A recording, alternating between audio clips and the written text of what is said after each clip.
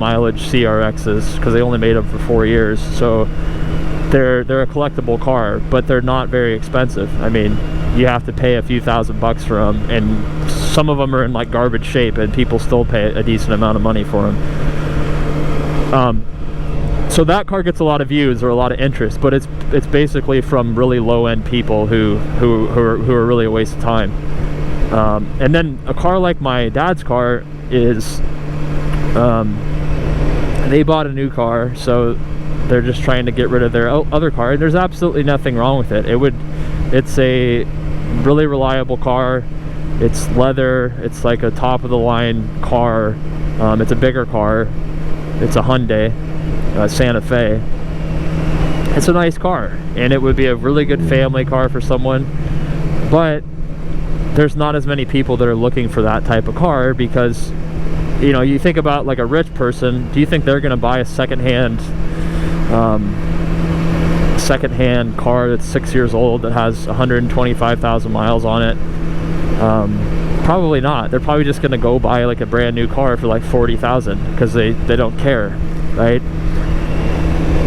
And then the people that would like to drive that car are people that they're like, man, that's a nice car, but $12,000, that's way more money than I only have like 6,000 or 8,000 maybe. You know, I know it's a nice car. It's only like 5 years old. It's all leather. It has all the options. It has a trailer hitch. This would be a great car for my wife or for our family. But I just don't have enough money to buy it. So that's the problem. Not a lot of people are interested in it. And then you have people that that definitely could afford it, but they're like, I'm not buying a used car with, I'll just go buy a new one. And then you got the people on the other end who, like I said, they do need a car like that, but they typically are priced out of the market, even though, that car brand new that they bought 6 years ago was over $40,000, and now it's selling for $12,000, and $12,000 for some people is like, it's just too much for them. So that one, who knows? It's going to take probably a while to find the right person, but whoever buys that car, is getting, if you try to go spend $12,000 to get like that type of car with leather and connectivity with all your devices, and heated this, heated that, a big sunroof, like I already said, leather interior, 6-cylinder. It's only 5 or 6 years old. It has a rack on it. It has a trailer hitch. It has a huge trunk space, and it's reliable, right? I mean, it'll easily last. It'll last a long time to come. It's basically had no problems. I doubt you'd find a better car for like $10,000 to $12,000. I really, maybe one that will have lower miles on it, but it's going to be like not the same size. It'll be maybe like a second-hand Toyota Highlander that's older, like a much older one, or maybe like a Honda Pilot, like one of the older ones. This is a pretty new car. It's only 6 years old. So that's just really the problem with selling stuff, is that when you have a dealership, it's great because you have all the leverage. Yes, your shit is so expensive. It's so expensive.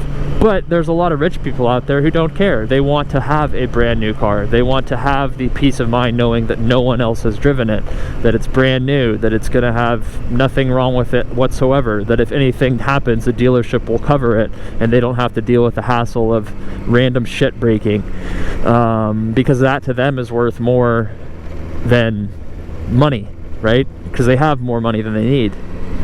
They just want to have a brand new car, so that they can go wherever they want and not have to worry about anything. And so that's true, right?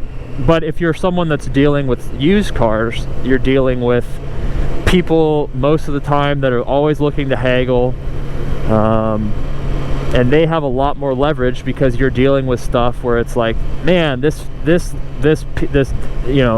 it's a used car, so this feature doesn't work.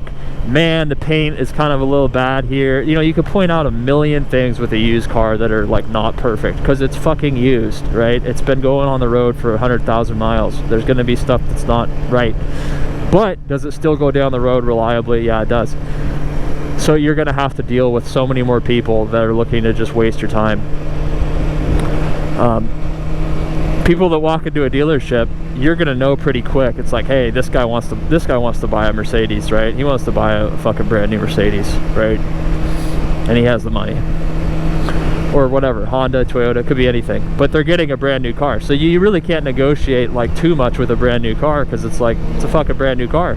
Where else are you going to get a car that literally has 11 miles on it? You're not. You're going to have to go to the secondary market, and you will get a better deal in the secondary market, but you're going to, you know, you probably have a car that has at least 15,000 miles on it that's not new. For me, that's what I did. I mean, I bought a secondhand car that was a rebuilt title, and I bought a 2015 Honda Accord. It's the 4-cylinder engine one with it's an EXL, so it has leather interior. It's a nice car all around. There's nothing like incredibly fancy about it, but it's the leather interior. It doesn't have GPS, but it's a nice car. It's reliable. I've had no real complaints with it. It had 18,000 miles on it. It had 18,000 miles on it when I bought it, and it was only 2 years old. I bought it in 2017 for like $13,700. So that car, you know, considering nothing goes wrong with it, which it probably won't, I usually only drive about 10,000 miles a year, and in my car, usually less. I think really, if I look over the past 3.5 years I've owned it, I've really only driven it about 6 or 7,000 miles a year. Probably 7,000, because I've only put about 26,000 miles on it, which over 3.5 years is like, yeah, it's like 7,000 miles or 7,200 miles, something like that.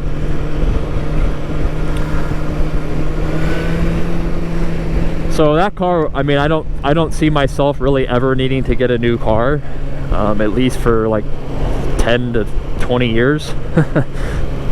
You know, that car I think would easily go 200,000 miles, and it'll probably take me at least 12 years to do that on the low end. On the high end, another, you know, 18 years maybe. So it's pretty good price for like a reliable car.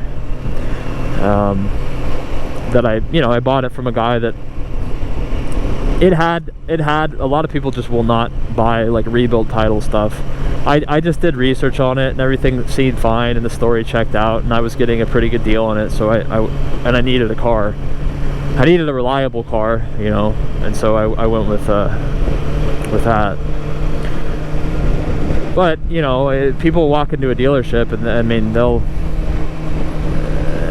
the difference between my car, you know, which I paid $13,700 for, and someone that goes and buys a new one for $25,000 or $30,000 is probably what you'd have to pay like when that car was new at the dealership with no problems, nothing, and like their warranty and everything. It's probably close to 30 grand when you walk out the door. So you could buy 2 of the cars that I bought for the same price of what Honda wants to charge you.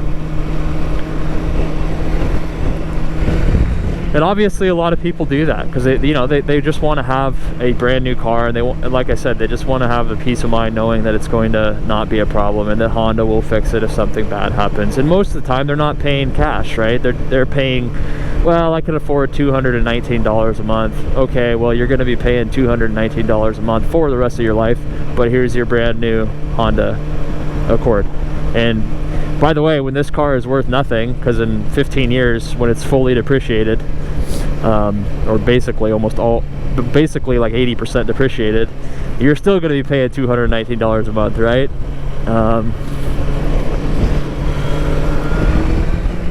So that's the rub. That's the rub with it.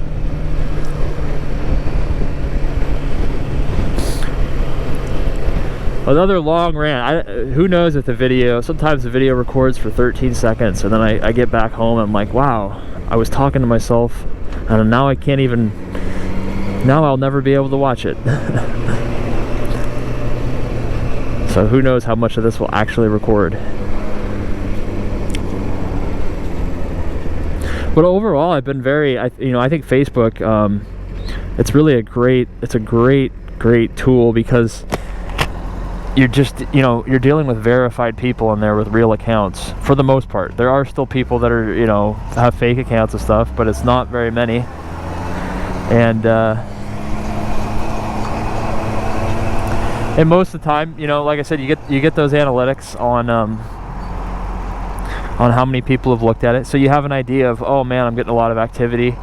You know, if I looked into something I was trying to sell, and I'm like, man, I've gotten like, you know, like 6 views over the past 4 days, like total. It's like, well, what the fuck, you know? Is it because my description sucks? Is it because like did I posted it in the wrong area? You know, do I need to lower my price? You know, what am I doing here? Because I'm not even having people look at it. But with my brother's car, it's like, hey, I can see that there's like hundreds of people looking at this car every day, and it's just a matter of time before there's people that are actually interested that will want to buy it. And so that's good to know, and it's free, right? I wouldn't be surprised if they would start charging for at least the auto portion of it. It's a Lamborghini right there, Gallardo, because they could charge, you know, $5 to post a vehicle in there.